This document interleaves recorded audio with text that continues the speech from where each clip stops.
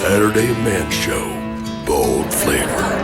Hello, welcome to Saturday Man Show. This is Brant coming at you, and I have none other than Darius, Navab, dear friend, incredibly successful guy, and I just can't wait for you to meet him. How you doing, Dean? Good, buddy. Good to see you again. People know you by a lot of different things, man, but Darius, that's my favorite name for you, named after a very powerful Persian king. You even got the lion on neck. Can we see the lion there in the shot there? Your lion tattoo. Oh, there you go. There you go. Oh, he's moving. Make him move, brother. Now, Darius, man, you know, people can see that you're a fit guy.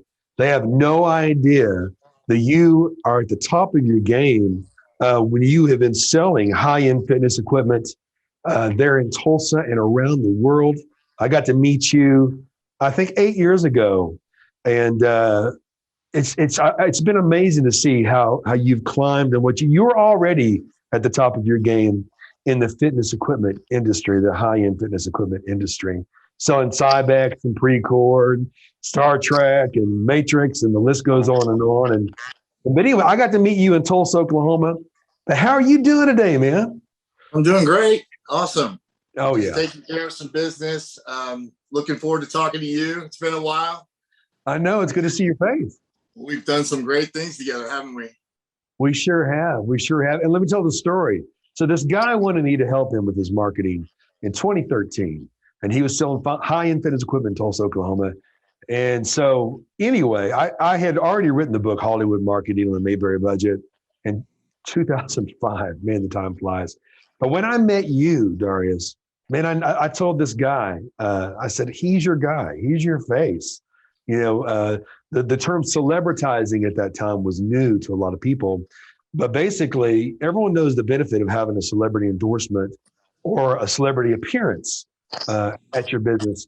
But when you already have someone that's sharp and knows their product, they're very presentable, that's the person you should celebritize. And I tell you, it sure worked with you, Darius, because, man, from day one, the camera liked you. We had a lot of fun. What do you remember what it was like the first time we shot our first commercial there? I do. I was nervous. I was a nervous wreck. We had to do a lot of takes. It was my first time. You worked with me. You were very patient with me. It's funny. I saw that video not too long ago. And number one, I looked so young. It was 8 years ago. I know. I was, just getting started. I didn't have a lot of confidence in front of the camera. I probably had more than I thought, but you brought it out of me for sure. Well, I tell you what. Well, and for a good reason. You know, a good producer, a lot of you producers out there, you know what I'm talking about. A good producer doesn't just capture video or music or audio. They capture a moment. And when you can pull out of something or someone, something really great, and then you capture that moment, you know you've done your job. It's the same thing in the music studio. And that's what you did with me. You pulled out the greatness in me, for sure. Well, I tell you. And it progressively got better, didn't it? It sure did, man. It sure did. And now, you know, throw a lapel on you and follow you around with the camera. And Guy, it is as natural as breathing for you. And I'm just so proud of you. But even more than being proud of you is being at the top of your game and what you've done with the high-end fitness, commercial fitness equipment is the person that you are. Yeah, 2 decades ago. And you have a fascinating story. You know, we were going to start Saturday Man Show a couple of weeks later, but with the news of the day and with the need of encouragement for men, especially the men that are watching, we couldn't wait. We wanted to jump right off into that. But, you know, for those who need to know your backstory, Darius, tell us about your backstory for those who are meeting you for the very first time and how you got to where you've been today. Well, you know, I think most importantly is I grew up in a single parent family home. We grew up in South Florida. We moved to Oklahoma when I was a kid. I was shocked we moved here from Oklahoma, but it was a decision my mom made for the betterment of our family, which was a good decision. And, I went through my mom put us in a good school system. She got us out of a bad school system in South Florida, which was pretty much, was really, I wasn't going to go anywhere as a child if we stayed in South Florida. My mom knew that. So she moved us to Oklahoma based on some information she got from some people at a church and moved us into this school district called Jenks School District, which is here in South Tulsa. It's an excellent school district. It was a great decision on my mom's behalf. we moved here, and I was kind of like a little surf punk. I was from the beach, and school was really not that important to me. I was probably 13 years old, and as soon as I got here, I was pretty shocked about Oklahoma. I was pleasantly surprised. It wasn't as bad as I thought it was going to be. There wasn't people riding around on horses, and the houses weren't up on bricks either. So pretty shocked coming across that bridge for the first time. Went to school, and like I said, Jinx school system was a good school system. My mom, struggled raising two boys by herself without any help. And I know that was hard on her. God bless her. She was the best mother in the world. And, the fact that she put me in that school system instilled that inner drive that I had. It just kind of, she put me in a scenario that I could see success. I grew up with a lot of wealthy families that their kids were getting ready to go to college, straight out of high school. Pretty much everybody knew what they wanted to do by the time they were a junior or sophomore in high school. Of course, I didn't. I was a little bit lost because of the lack of opportunity that I was going to have graduating from high school, because we didn't have any money to put me through college. So based on that, graduating from high school, I was determined that I was going to do whatever, that I saw my peers were doing, going to college, getting an education, basically doing everything that was, instilled in Midwestern values. No matter what it took, I was going to get it done. And I did. So, out of high school, I went to junior college for a little while, and, I did all right in junior college. I kind of dropped out there for a while. I went into the hotel restaurant management business, basically restaurant management, for probably about 5 years. And then I decided I was going to go back to school and finish up my degree, which I did, and by myself, guys. So nobody helped me. I wound up, getting grants and loans and doing whatever I possibly could to get an education. And I did. And I graduated the top of my class at Northeastern State University here in Tulsa. And I got my diploma. And I decided at that point, okay, I got my diploma. So, big deal. It's kind of funny. And education is very important, and I would never say it's not. But, based on, your drive and who you are as a person, it doesn't necessarily define whether you're going to be successful or not. And so, but the fact that I got that diploma was a success for me, because I didn't have the opportunity. I made the opportunity. I told myself I was going to do it. I got it done, graduated at the top of my class. And then after that, I decided I didn't want to work for anybody else. I was going to start my own company. And I've always been in fitness. I mean, boy, I've been in fitness as long as I can remember. When I was 13 years old, I had my first bench built for me by a guy named Bob Cacaro here in Tulsa. And I remember we put it in a small room, and I was like 17 years old, and we lived in a small condo, and the bench took up my entire room. And my mom was freaked out because I had nothing but weights and benches in this one room. You open up the door to hit the bench. There are plates everywhere, and just fitness just took over my life. I was a wrestler in high school. I wrestled 2 years in high school. I wasn't, extremely successful at it because I split it up. I did it my freshman year and my senior year. Basically, they talked me into wrestling because they needed somebody at that weight class. But anyway, fitness was a big part of my life. And then, I couldn't believe it. I decided I was going to work for myself, and I was going to put gyms in all my friends' houses that were established. Like, my buddies were already well into their careers, about 5 years into their careers. A lot of them were pharmaceutical reps. A lot of them they were making good money. And I said, hey guys, I really want to start this business called Home Body Fitness. And I want to put gyms in your homes. Would you allow me to do so and help me get started in this business? And about 6 or 7 of my friends did. So I started putting these home gyms in by myself. And, and it was my dream to do this. So I was getting to do what I love to do for my friends, at the same time, make a little bit of money. Right. I was just starting off, and I was pretty much all my own completely. And I could tell it was taking off. I mean, if I would have stayed in that genre, I know that Home Body Fitness would have continued. However, something else came in my life and put me in the direction of commercial gym equipment, which was good. It was a blessing from God. It was actually an answer to a prayer. And then late in the 90s, early 2000s, I wound up with a gentleman, and we started a company called Fitness Solutions. And that was the beginning of the next 20 years of just an outrageous amount of success and hard work and, basically the grind. I mean, it's funny because it all happened so fast. People used to ask me, wow, how did you guys get this company going? How did you become successful? And I was like, I don't even really remember. We were just working so hard. And that's a testament to working hard, because you can't really remember how it happened when you're working hard. Right. And Brant, better than anybody, how hard I worked. Oh my gosh. My job was my career was everything to me, and I cared so much about it, and I put everything I had into it. And so for the next the next 7 or 8 years, then we morphed into a company called Commercial Fitness Concepts. We changed the name. We moved from Sand Springs to Tulsa, and for the next 12 years, we just took off in our industry. And it's a $1 million corporation, man. You had no idea, did you? No, I had no idea. Really, I didn't even have an idea of how successful I was until when people would tell me, they'd say, don't you know who you are and what you've accomplished? And I'd say, no, go ahead and tell me though. It was always nice to hear somebody give you an accolade, especially if the peers in your industry. And I started to get that, especially towards the end. And I loved my job. I had so much passion. My job was to consult people to get fit. If you walked into in an area where I was, and this, Brant, because you followed me many a time, and you came in and you want some exercise equipment to change your life. I didn't sell the equipment. I didn't walk over to a treadmill machine and say, hey, this is a treadmill. This is what this does. This machine does this. I tapped into who you were, what your story was. Sure did. And I consulted you. And that's what I believe that's the reason why I was so successful throughout the years, is that I consulted people. I wasn't a salesman. What we did was we were selling equipment on the secondary market trade-ins. And we got to know equipment, on an organic, intimate level, great vantage point. We saw everything: Life Fitness, Precor, Star Trek, Free Motion. I mean, the list goes on and on and on. We had it all. And I can guarantee you, I think I sold pretty much every machine that was in the industry hundreds of times over, maybe thousands of times over. Wow. I couldn't count.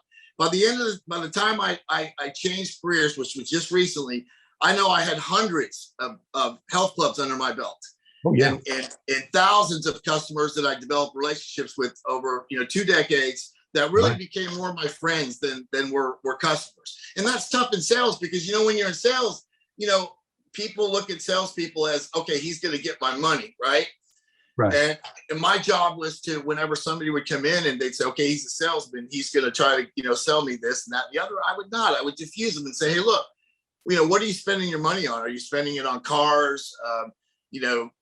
Homes, computer, stuff that doesn't have any value or doesn't hold its value. Health holds its value. And the great news about the health club or health industry, the business, is you can buy machines that will last you decades. In fact, if you look at some of the history of gyms and pumping iron and all that stuff going back to the 70s, equipment hasn't changed that much. It's still just basically cables, dumbbells, plates, and they've changed the designs of machines over the years. And yet cardio has, definitely, gotten better over the years. But basically exercise is the same. In fact, you don't even really need a machine to exercise. Gosh, if you look at the guys in prison, they're motivated. If they want to get in shape, man, they'll do whatever it takes to get in shape. So it doesn't necessarily need equipment. My job was to facilitate, the equipment that you would need to get to your goals, and I would get people excited about it. So, and your passion is contagious, and that's why you got the name Gym Master. In the process. But you know what? I'm looking forward to getting to the part where you found the real treasure in your life. But I'm so proud of you, Dean. You've always taken care of people. You've always consulted. Caleb's a sharp young man here in the studio, and he's my co-pilot here. And you know what it's like if someone walks up to you in the gym and they obviously don't use the equipment, or they're a personal trainer, but they're not in shape. But Dean, you live and have lived what you were selling, and it just really helped your success. You knew those machines so well because you actually bought them and used them as well in your home gym. But your clients, though, they love your passion. And now as you step out into speaking into people's lives, you've been there. You've had everything this world says you need to have to be happy, even in the millions of dollars. And yet you've got something to say to people who need encouragement today. And we're going to get to that soon too. But your clients love you. Your real friends love you. And you're known for your passion. And man, hey, I think you're in the best shape of your life, and you're in your early 50s. Yeah. I can honestly say, I mean, not to show off or nothing, but I can actually see my stomach and watch. I got, my stomach's in pretty good shape. My core's in good shape. This is actually probably the best shape I've ever been in my life. Yeah. And, and it's been a journey too, because, let me tell you, like Brant, you and I have talked about so many times, you can be in the best shape in your life. And if your spirit's not right, your mind's not right, you're not in shape, right. And I can have that facade, that I look good. And to be honest with you, I actually look better and feel better when my spirit was right. Okay. Well, I've never known you to be doing better ever than you are right now, even in your mind, your body, spirit. You have a lot to say about that. I'm just so proud of you, Dean. And I really want the men to be encouraged. It's been a journey, bud. You know it. It's been a heck of a journey. I've walked with you through it, and I've always been amazed. I have been surprised because I saw greatness in you. You're the life master. He is, folks. This guy is the life master. I can't tell you enough. Brant is probably the most encouraging, positive person I've ever met in my entire life. I've been in sales. I've met a lot of people, guys. I know how to size people up. That's what a good salesman does, or a good consultant does. And, Brant, let me tell a little story about when I first met you. I was that meeting that you just talked about. We sat in that meeting, and my employer was trying to convince me that we were going to get this guy to come in and help me. And if you remember, my whole attitude was, I don't need any help. Who's this guy? I don't need any help. And Brant, you by the grace of God, you had that presence about you that you diffused me, and you didn't let me, my negative vibe at that time, get to you, and you kept pushing me, and you were like, no, this guy is going to be the face of this company. This guy is going to do great things. And so we got over that hump. And then once we got over that hump, it was just, straight up from there, Well, I wasn't I was going to promote you. Yeah, you know what? And just to be honest with myself is, I had a wall up there, and, and I've struggled with that wall throughout my life. Like everybody's got their issues and stuff. And, that particular issue with not trusting people and basically, I'll tell you what I did throughout my career is I put a lot on my own back that I probably should have delegated, with and not try to do so much by myself, because I did burn myself out. But at the same time, I loved what I was doing. So it was really weird. It was like a double-edged sword. I was burnt out, but you couldn't tell me, you couldn't get me, you couldn't pry me away from what I was doing. I remember one time you came to the warehouse and you were chasing me all around. You're like, I don't even know how you do this. I can't even catch up with you. I thought I was the busiest guy now. And then I met you. Yeah. And I was running up and down those stairs, probably 50, 60 times a day. And I remember we got that warehouse at first. And I remember telling Brandon, I said, I don't think I could go up and down those stairs as many times as I did. And yet it was a 100,000, 90,000 square foot warehouse. And I was running around that thing, like the Matrix. I was here, I was there, I was here, I was upstairs, I was bringing people out, I was selling, I was showing, I was, running the company, I was doing everything. And, it was nothing to me. It just became second nature all the way to the end. Too. Well, it was amazing. And, I talked to another guy, very successful, the other day. And I said, it's hard to delegate when your special brand of doing business is what makes what makes you different. It's what makes you successful in the business world, marketing world. And it can be misconstrued sometimes because, passionate people and very successful people, they're very hands-on. Right. And for me, anything that I do, I want a certain level of control because, it's not cliche. They say anything that you want done correctly, you got to do yourself. Sometimes that's true. And,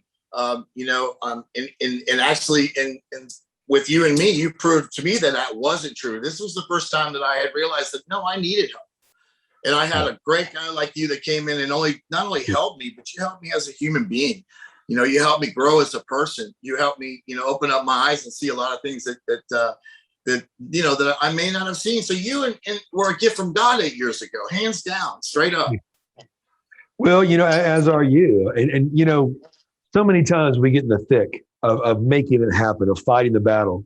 Warriors belong in the battlefield. And when you're not fighting the battle, sometimes it's easy to create one when there doesn't need to be one. Right. but in the thick of it, Michelangelo spent 7 years on his back and his scaffolding, painting the Sistine Chapel, and he hated it. But when he was done, the Pope came in and said he fell to his knees and saw how magnificent it was. Right. And so when you're in the thick of it, you're in the fog of war, you're in the heat of battle, and you're even successful, it's easy to lose perspective of what life is really about. And And you I make did. millions of dollars and at the top of your game in the gym Right. master. Darius, I'm so proud of you as a man that you even went above and beyond that, and you stepped away from it and found who you really are. And that, man, instead of that being a midlife crisis, you're actually stepping into what you've always been destined to do, which is to help people not only in their fitness, but in their mental health. I have a story and I'd love to tell it. I want to tell my story because, Brandon, it's so funny. Just last night I was thinking, I have a very unique story because I kind of consider myself a unique person. One of the things that helped me come to grips with what was going on with me was me realizing how unique I am. And I don't say that in an arrogant way. I mean, I'm saying it in a sense. I mean, actually, it kind of bothers me sometimes. I've had to get on my hands and knees and pray so many times and say, Lord, what is it about me that's so different? Right. Why can't I be just like everybody else? Why can't I just be content? Why can't I just not work so hard sometimes? Why can't I, find some balance in my life? Then the answer that I got was because you're different, you're unique, and there are people out there like you. And if I could if I can tap into some of those people, if I can tap into the person that's like me to help him get through a tough time, or if I can help people, achieve their dreams and goals through, any type of what I did to get there too.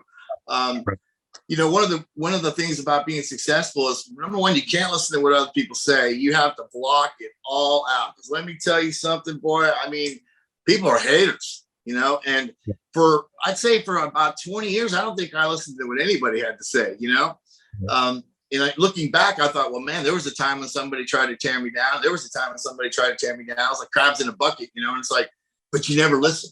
I mean, I do remember people saying, hey, whispering in my ear, you can't do this, you can't do that. Or look what this person's doing to you. Look what that person's doing to you. I remember going, man, I don't have time to even think about this. I got a deal I got to get done, Right.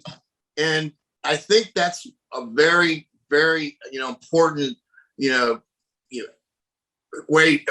important way to stay successful is just, block out all the noise. And stop on the world. Yeah. Sometimes you got to stop the world, man, to see where you are. Right. And Socrates once said, the unexamined life is not worth living. The unexamined life is not worth living.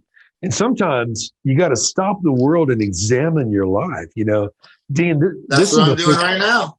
I know. And you're doing so good, man. I'm so proud of you, and I'm excited because you're going to be a regular voice on the Saturday Man Show. Because people look at you and they see someone, and hey, it's okay that they know you're a millionaire. You made millions of dollars. You have had the best of everything, but you work so hard that you, like myself, you know what it's like to run so hard so many years to not be alone with your thoughts or not face things that you finally had to face in your life. And you're a better person for it when you stop the world to be alone with your thoughts. Now, Dean, as we're winding down for this first episode, and I'm so happy that you're with me on my first episode of this, you've been encouraging me for a long time. I've waited for 8 years for someone to come along and do this show, and they're not showing up. And here's Dean Navab encouraging me to do what I've been encouraging him to do, and that's to speak life into people. But folks, the bottom of your screen, you've seen this graphic this whole time, and you're curious what it is. You saw that ring, you saw the crown, the sword, the compass, and the heart. Well, I'm going to tell you something that you probably have never heard today, but it's going to inspire you, and it will change your life if you let it. And Dean, if you have anything to add, just let me know. But you see a crown, a sword, a compass, and a heart.